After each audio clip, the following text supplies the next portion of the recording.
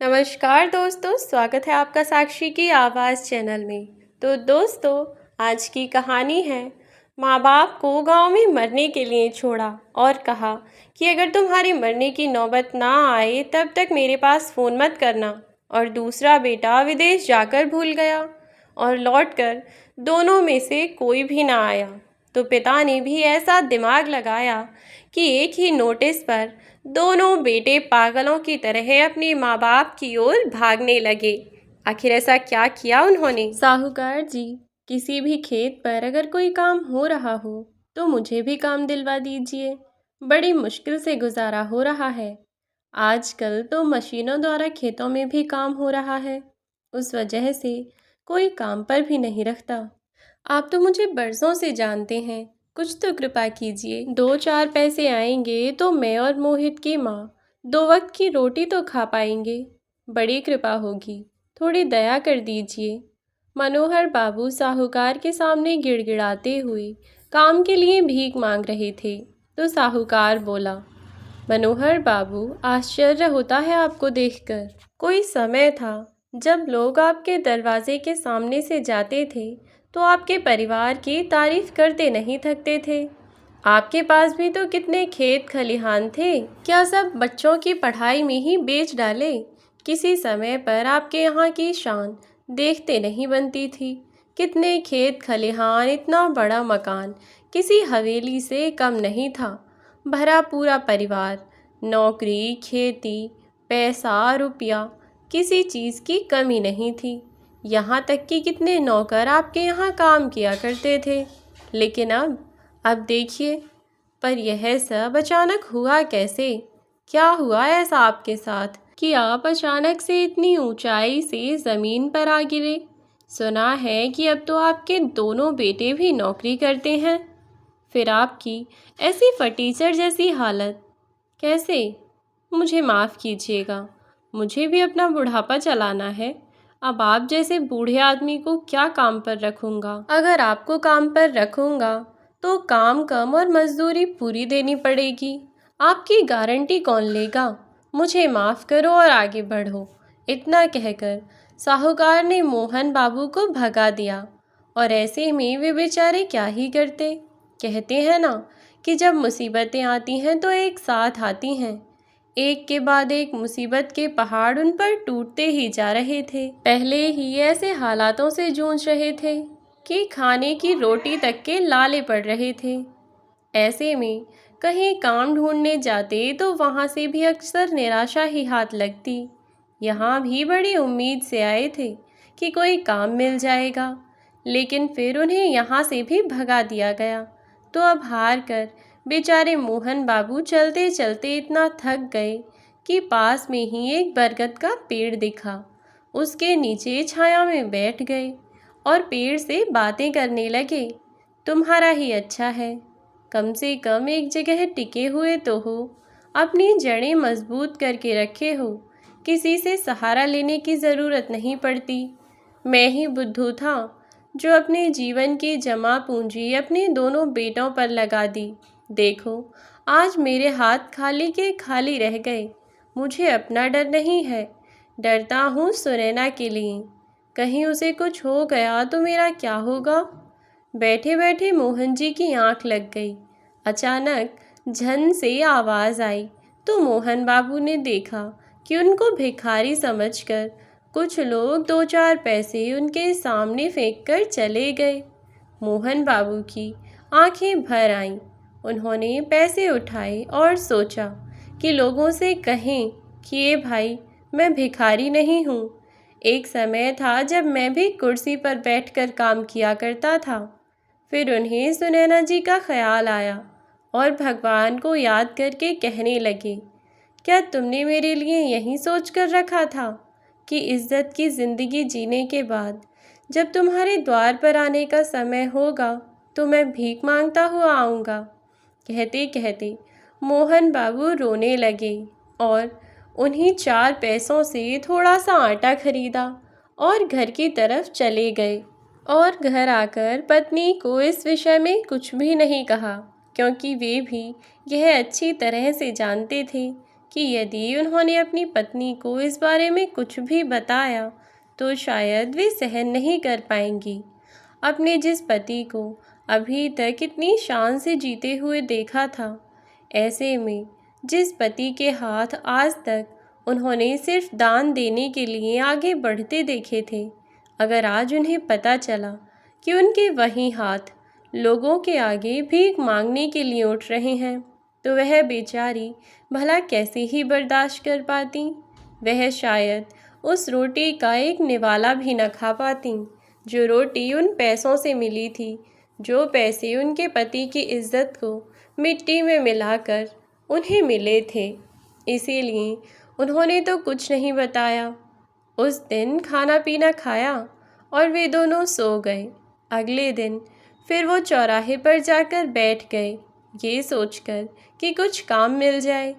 अचानक से उन्होंने देखा कि कुछ मजदूर अपने कंधे पर फावड़ा लिए इकट्ठे होकर खेत की तरफ जा रहे थे। वो भी उनके साथ हो लिए। जब वहाँ पहुँचे तो ठेकेदार ने कहा, अरे, जवानों के बीच में इस बुढ़े का क्या काम? हटाओ इसे, मैं इसकी मजदूरी नहीं दूंगा। मोहन बाबू उसके पैरों में गिर पड़े और बोले, ठेकेदार बाबू, कुछ काम दे दीजिए। एक हफ्ते से भरपेट खाना भी नहीं खाया है। घर में मेरी बीमार बूढ़ी पत्नी है। अपना तो गुजारा मैं किसी भी तरह कर लूँगा, पर उसकी उम्मीद भरी नज़रों का सामना नहीं कर पाता हूँ जब खाली हाथ घर लौटता हूँ। तो ठेकेदार बोला कि ठीक है, काम कर लो, लेकिन याद रखो, आधे पैसे दूंगा, क्योंकि तुम इन लोगों की तरह तो मेहनत कर नहीं सकते। कहाँ यह हट्टे कट्टे जवान और कहाँ तुम बुढ़े। तुम्हारी तो उनसे कोई बराबरी ही नहीं है। अगर तुम पूरे दिन लगकर भी काम करोगे तो फिर भी तुम आधा ही काम कर पाओगे। तो इसीलिए उसके पैसे भी तो तुम्हें आधे ही मिलने चाहिए ना। अगर मंजूर है तो काम करो, वरना तो दफ़ा हो जाओ यहाँ से। मोहन बाबू ने सोचा कि कुछ नहीं से अच्छा है भले ही थोड़ा मिल जाए, कम से कम कुछ तो मिले। उन्होंने कहा कि ठीक है बाबू, आप जो बोलोगे मैं करूँगा, मैं मेहनत करूँगा, आप देख लेना, फिर मुझे पैसे देना। इतना कहकर वो उन जवानों के बीच में उनकी तरह ही मेहनत करने लगे, लेकिन आखिर में उन्हें कम ही पैसे मिले, पर वो खुश थे कि आज सुनैना भरपेट खाना खाएगी। वहीं आसपास के लोग जो मोहन बाबू को देख रहे थे, वो बातें बना रहे थे, देखो, ये आदमी एक समय में नौकरी करता था, महीने का वेतन पाता था, और आज बच्चों ने इसकी ऐसी हालत कर दी कि एक समय की रोटी के लिए भी तरस रहा है। तो दूसरा मजदूर बोला, क्यों, बेटे बहू इसे अपने साथ क्यों नहीं ले गए? ज़रूर ये अपनी सेखी दिखाते होंगे। वहीं बैठा दूसरा एक और मजदूर बोला, अरे नहीं नहीं भाई, आजकल के बच्चे माँ बाप को तभी तक पूछते हैं जब तक अपनी ज़रूरतें ना पूरी हो जाएं। कल तक इनको इनके बेटे सोने के अंडे देने वाली मुर्गी समझते रहे, अब काम निकल गया तो छोड़ दिया। सोचो, उनकी पत्नी दूसरों के घरों में काम करती हैं और दोनों बेटे वहाँ नौकर चाकर के बीच आराम से पसर कर रहते हैं। भगवान ऐसी औलाद किसी को न दे। वहीं पास में ही काम कर रहे मोहन बाबू सब कुछ सुन रहे थे और अंदर ही अंदर खून के घूंट पी रहे थे। आखिर करते भी क्या, जब अपना ही सिक्का खोटा हो तो लोगों की अपमानजनक बातें तो सुननी ही पड़ेंगी। अब ये रोज़ का हो गया था। मोहन बाबू अब दूसरे के खेतों में दिहाड़ी पर काम करने लगे और सुनैना जी के घर में किसी दिन खाने को कुछ रहता और किसी दिन नहीं भी रहता, तो आस पड़ोस में काम करके जो मिल जाता वे उसे ही बना लिया करती, और जब वो भी नहीं मिलता तो पड़ोसियों के सामने आंखों में शर्मिंदगी और आंसू लिए हाथ फैला देती, ताकि थके हारे मोहन जी को कम से कम रोटी नमक तो नसीब हो ही जाए।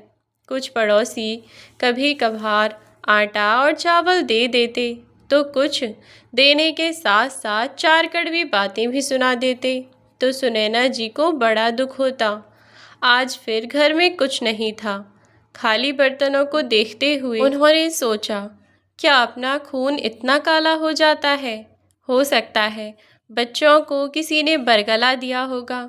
एक बार मोहित के बाबूजी के आने से पहले उन्हें मैं हमारे होने का एहसास दिलाकर देखती हूँ। इतना कहकर उन्होंने अपने आंचल की गांठ खोली तो उसमें एक चवन्नी मिली और वो उस चवन्नी को लेकर पोस्ट ऑफिस में चली गईं और पोस्ट मास्टर से बोलीं, ए भैया, मेरे बेटे को ज़रा फ़ोन लगा दो और ये चवन्नी ले लो, बड़ी मेहरबानी होगी। इतना कहकर वो हाथ जोड़कर पोस्ट मास्टर से विनती करने लगी तो उसे भी उन पर दया आ गई और उसने फ़ोन लगाकर सुनैना जी को रिसीवर पकड़ा दिया। हेलो बेटा। मोहित, तुम्हें क्या हमारी याद नहीं आती? तुम्हारा भाई मुकेश हमें छोड़कर विदेश जाकर बस गया तो हमने तुमसे ही उम्मीद रखी थी कि तुम हमारे बुढ़ापे की लाठी बनोगे, तुम हमारा सहारा बनोगे, पर तुम शहर क्या गए, हमसे मुंह ही मोड़ लिया। मुझे तो हर रात तुम्हारी याद आती है। बेटा, तुम अपनी माँ के बिना कैसे रह पाते हो? आज तुम्हारे बाबूजी दूसरों के खेतों में काम करके बड़ी मुश्किल से 2 रोटी का जुगाड़ कर पाते हैं और किसी किसी दिन तो हमें भूखे पेट ही सोना पड़ता है। बेटा, अब तो तुम नौकरी भी करने लगे हो, कुछ तो अपने बूढ़े बाप का ख्याल करो। तुम जानते हो कि अब तो उन्हें पेंशन भी नहीं मिलता है, परंतु अपनी हैसियत से बढ़कर उन्होंने तुम दोनों के लिए किया था। जब शहर में हम रहना चाहते थे तो तुम लोगों ने कहा कि वहाँ किराया ज़्यादा लगेगा, गांव जाकर रहिए। हमने तुम्हारी बात मान ली, हम लोग गांव आ गए, पर तुमने तो हमारी सुध लेनी ही छोड़ दी। अगर तुम नहीं आ सकते हो तो हमें ही अपने पास बुला लो। पर ऐसा मत करो बेटा, हम किसके सहारे जिएंगे? सुनैना जी फ़ोन पर अपने बेटे मोहित से विनती करते हुए बिलख बिलख कर रो रही थीं और उसे अपना और अपने पति का हाल बता रही थीं कि कैसे वे दोनों अपनी ज़िंदगी को रो रो कर गुजार रहे हैं। कभी भूखे पेट तो कभी आधा पेट खाकर ही सोना पड़ता है। जहाँ पहले ठाट बाट से रहने वाले दोनों पति पत्नी थे, आज वे लोगों के आगे हाथ फैलाते हैं, मेहनत मजदूरी करते हैं, शरीर में जान नहीं है लेकिन फिर भी दूसरों की चाकरी करते फिरते हैं। तो मोहित गुस्से में बोला, माँ, कितनी बार तुमसे कहा है कि दिन में फ़ोन मत किया करो। अभी मैं ऑफिस में हूँ, अगर यही हरकत करती रहोगी ना तो एक दिन तुम्हारा फ़ोन उठाना भी बंद कर दूँगा और मैं तुम लोगों को साथ नहीं रख सकता। मेरा स्टैंडर्ड अलग है। तुम लोगों को साथ रखूँगा तो लोग मुझ पर हंसेंगे। देखा है बाबूजी को कि कैसा काला रंग है उनका। शुक्र मनाओ कि हम दोनों भाइयों का रंग तुम पर गया है, वरना हमें तो लोग अपने साथ बैठने भी नहीं देते। ऐसे बाप को मैं शहर लाकर अपने घर में रखूँगा, ये तुमने सोच भी कैसे लिया? मैंने यहाँ झूठ बोला है सबको कि मेरे पिता लंबे चौड़ी कदकाठी के, देखने में सुंदर कदकाठी के हैं। तुम लोगों को यहाँ लाकर अब मैं झूठा बन जाऊँ क्या? यही चाहती हो? आखिर तुम लोगों ने हमारे लिए किया ही क्या था? अगर मांगना ही है तो भैया से मांगो या जैसे गुजारा करना है वैसे करो। और हाँ, जब तक बहुत ज़रूरी ना हो जाए, मेरा मतलब है कि बाबूजी या तुम्हारी मरने की नौबत ना आ जाए, तब तक मुझे फ़ोन मत करना। मैं आप लोगों को फ़ोन करूँगा। अब रखो फ़ोन। इतना कहकर मोहित ने फ़ोन पटक कर रख दिया। बेचारी सुनैना जी हर रोज़ एक बार पोस्ट ऑफिस जाती और पोस्ट मास्टर से पूछती कि क्या मेरे बेटे ने फ़ोन किया था। जब वो इनकार कर देता तो मुरझाया हुआ चेहरा और मन में उदासी लेकर वो लौट आती थीं। आते ही घर में देखा तो ना चावल था ना आटा। उन्हें अपने पति मोहन बाबू का ख्याल आया और वो एक कटोरा लेकर अपने पड़ोस में पहुंच गईं। मीरा बहन, ओ मीरा बहन, अपनी पड़ोसन को आवाज़ लगाती हुई बोली, 2 कटोरी आटा दे दो, मेरे घर में आटा ख़त्म हो गया है। मोहित के बाबूजी खेत से आते होंगे, उन्हें भूख लगी होगी। महीना ख़त्म होते ही जब उन्हें अनाज मिलेगा तो मैं तुम्हारा आटा लौटा दूंगी। और हाँ, आटे के साथ 2-4 चम्मच सरसों का तेल भी दे देना। नमक, मिर्च और तेल मिलाकर रोटी में चुपड़ के वो खा लेंगे। मेरा क्या है, मैं तो दूसरों के घरों में काम करती हूँ तो कुछ ना कुछ खाने के लिए मिल जाता है, पर वो कैसे भूखे रहेंगे। सुनैना जी अपनी पड़ोसन से विनती करते हुए कहती हैं। तो मीरा बहन बोली, क्या सुनैना बहन, हर दूसरे तीसरे दिन तुम कुछ ना कुछ मांगने आ जाती हो। कहने को तुम्हारा बेटा शहर में है और तुम्हारी ये दशा। मुझे याद है बिरजू के बाबूजी मेरे बेटे को कितना सुनाते थे कि देख, मुकेश और मोहित को कितना पढ़ते हैं, आगे चलकर नौकरी करेगा और मोहन को ठाठ से रखेगा। पर हुआ क्या, तुम्हारा एक बेटा विदेश चला गया और दूसरा तुम्हें देखने नहीं आता, और मेरा बिरजू हमारे साथ ही रहता है। इतना सुनाकर मीरा बहन ने थोड़ा सा आटा और तेल उनकी झोली में डाल दिया और वो अपमानित होकर चेहरे पर झूठी मुस्कुराहट लेकर वहाँ से चली गईं। करीब 20-25 दिन बाद शहर से खबर मिली कि मोहित ने अपनी पसंद की लड़की से शादी कर ली थी। मीरा कुछ औरतों के साथ बाजार से लौट रही थी तो उनकी नज़र सुनैना जी पर पड़ी। तब तंज कसते हुए मीरा बहन बोली, सुनैना बहन, पिछले 2 महीने से कभी आटा तो कभी दाल, कभी नमक तो कभी तेल, कुछ ना कुछ मांग के ले जा रही हो, लौटाने का नाम नहीं लेती हो। मैं तो कहती हूँ रोज़ रोज़ मांगने से अच्छा है कि एक कटोरा लेकर चौक पर बैठ जाओ, बिना मांगे ही तुम्हें कुछ ना कुछ लोग दे ही जाएंगे। तो सभी औरतें हंसने लगीं और सुनैना जी की आंखें, उनमें आंसू झरझर बहने लगे। दूसरी औरत बोली, अरे मीरा बहन, छोड़ो इस बेचारी को, क्या ही कहना, ये तो किस्मत की मारी है और अपने दोनों बेटों से ठगी गई है। हाँ, वो बात अलग है कि रोज़ रोज़ मांग के खाने से अच्छा है कि भीख मांगने का ही धंधा शुरू कर दें। एक बेटा विदेश में और दूसरा बेटा वहाँ शहर में रंगरलियाँ मना रहा है और माँ बाप यहाँ भीख मांग रहे हैं। जिस उम्र में बेटे बहू का सुख होना चाहिए वहाँ अकेली बैठी हैं, और बेटा देखो अपनी पसंद की लड़की से शादी कर लिया और माँ बाप को पूछने तक नहीं आया है। भगवान, इससे अच्छा तो हमारे बच्चे हैं।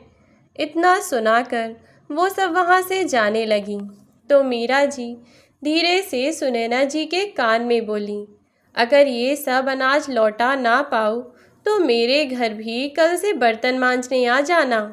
सुनैना जी रोती हुई उनको देखने लगीं तो मीरा जी बोली, सुनैना बहन, इतनी हैरानी से मत देखो। अरे, तुम्हारा पति तुम्हें 2 रोटी नहीं खिला सकता तो किस काम का, और बेटों ने तुम लोगों को घर छोड़ दिया है। मैं तो कहती हूँ तुम अपने पति को छोड़ो और अपने पेट का इंतज़ाम करो।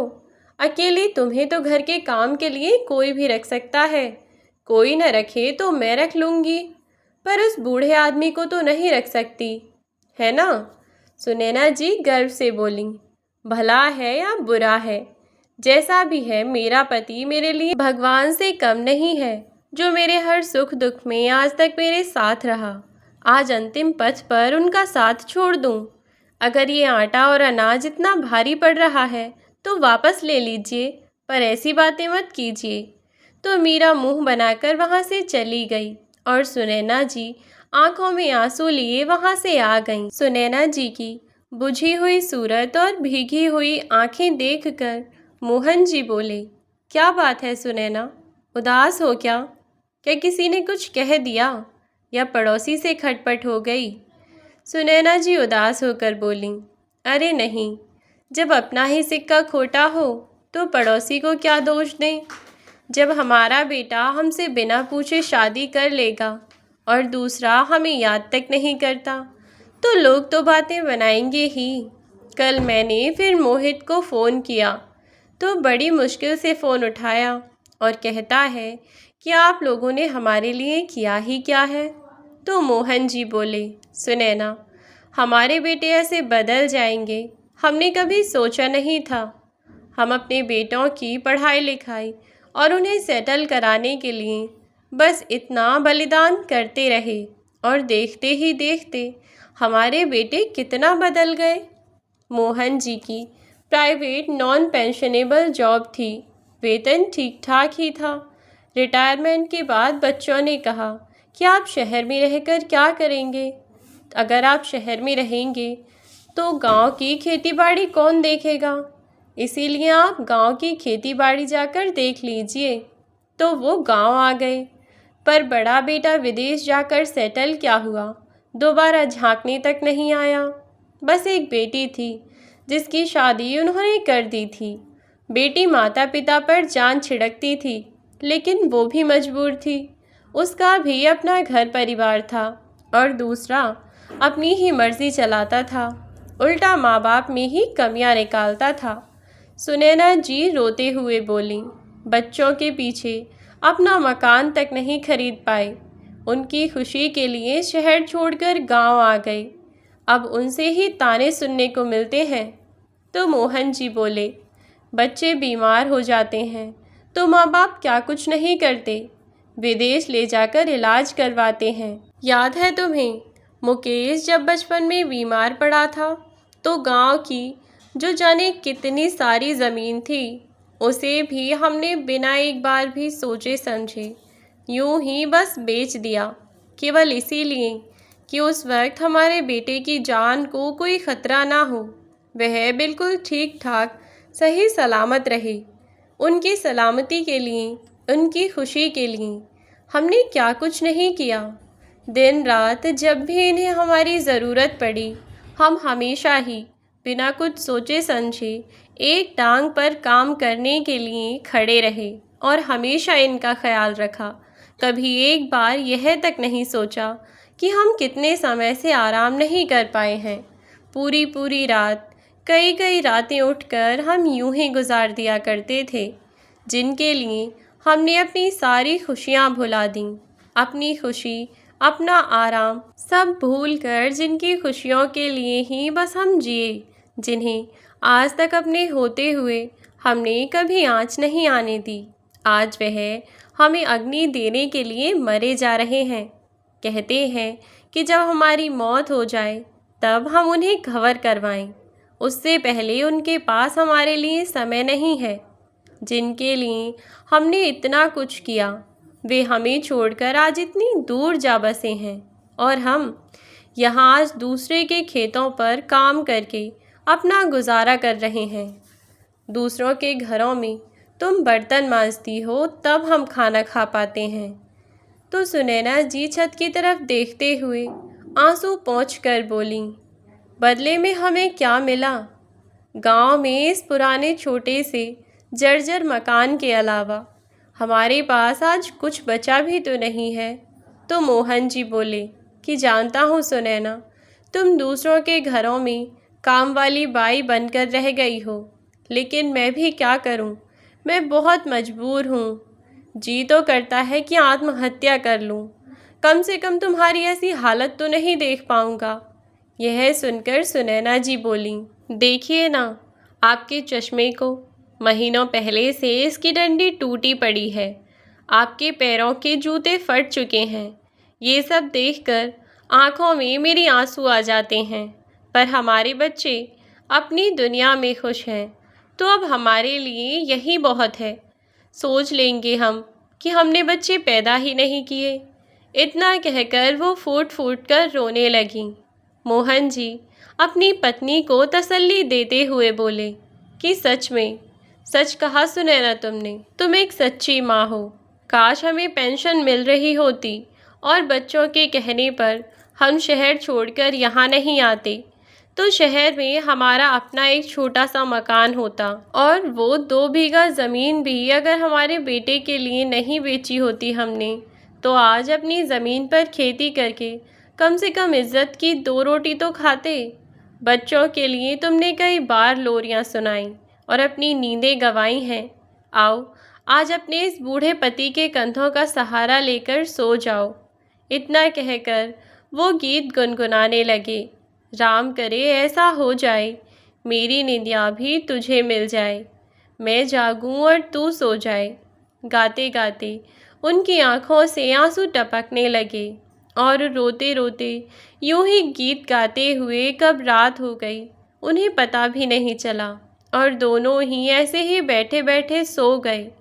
कुछ रोज़ बाद जब मोहन जी खेत से लौट रहे थे और अपने टूटे हुए चश्मे के धागे को ठीक कर रहे थे, तभी एक आदमी आया और बोला, अरे मनोहर भाई, आपका बेटा तो शहर में नौकरी करता है ना?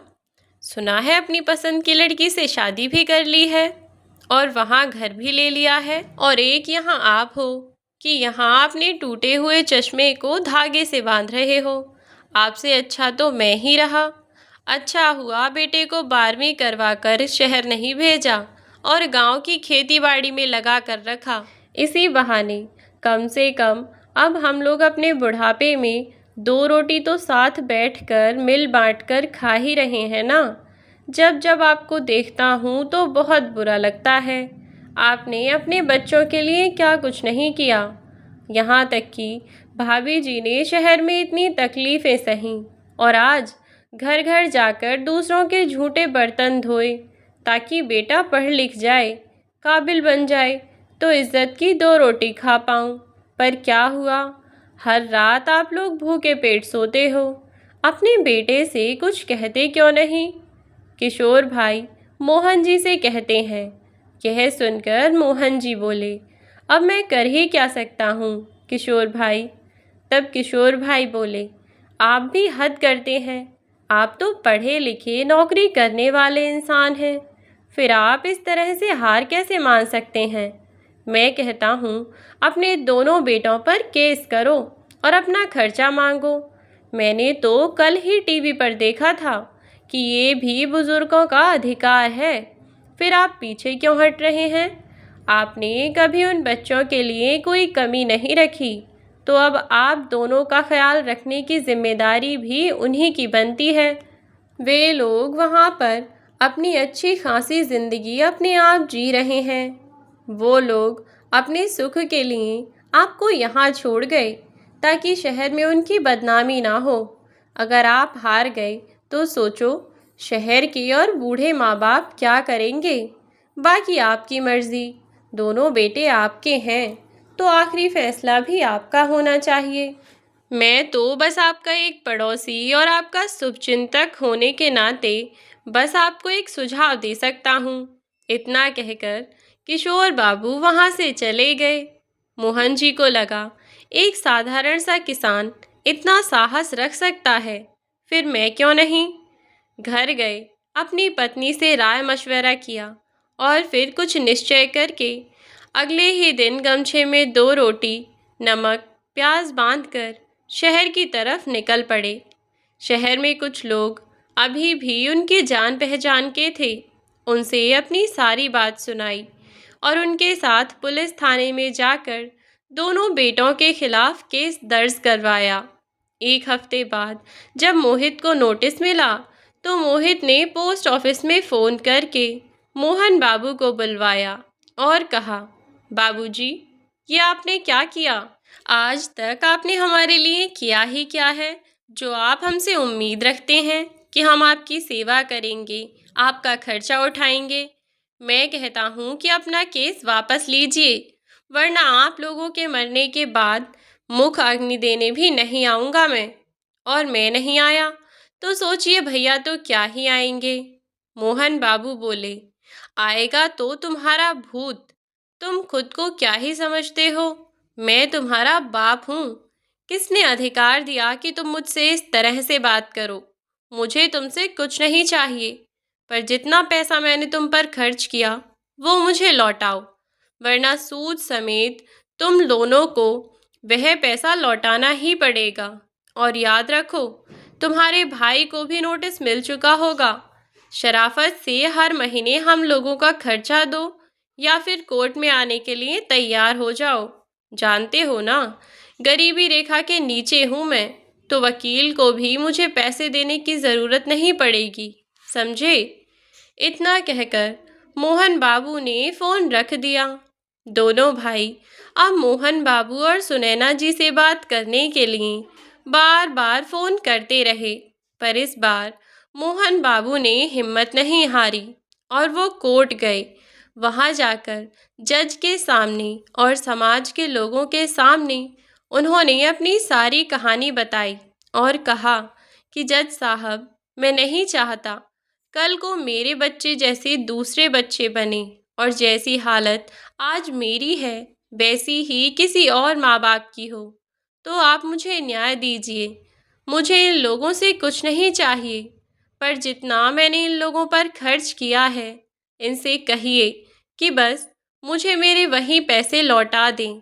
मोहन जी का साहस देखकर वहाँ बैठे अन्य बुजुर्गों ने ताली बजाकर उनका हौसला बढ़ाया। जज ने मोहन बाबू के पक्ष में फैसला सुनाया और दोनों बेटों को कहा कि 25-25 लाख रुपए तुम दोनों मिलकर मोहन बाबू के बैंक अकाउंट में जमा करवाओ और गांव में एक अच्छा सा 2 कमरे का मकान बनवा कर दो, वरना तुम दोनों को सज़ा होगी। कोर्ट से बाहर निकलने के बाद दोनों बेटे सुनैना जी को पकड़कर बोले, माँ, आप तो बहुत समझदार हैं ना, आप ही बाबूजी को समझाइए कि बाबूजी ने ये सब क्या नाटक लगा के रखा है। हमें जो बचपन में पढ़ाया तो क्या उसका पैसा वसूल लेंगे हमसे? छी, कैसे पिता हैं हमारे। यह सुनकर सुनैना जी ने जोर का थप्पड़ अपने बेटे को जड़ दिया और बोली कि शुक्र मनाओ, जो मैंने तुम्हें पैदा किया, दूध पिलाया, उसका पैसा नहीं मांग रही हूँ, वरना तुम जैसे बच्चों को तो पानी तक नसीब ना हो। अरे, जो अपने माँ बाप को भूखा मरता छोड़ जाए, जिन बेटों को माँ बाप के दर्द का एहसास ना हो, वो बेटे कैसे? हमारे मरने के बाद भी तुम लोग हमें मुखाग्नि देने मत आना, विनती करती हूँ तुमसे। चलिए जी, इन लोगों से हमारा कोई नाता नहीं है, यहाँ कोई नहीं जो हमारा है।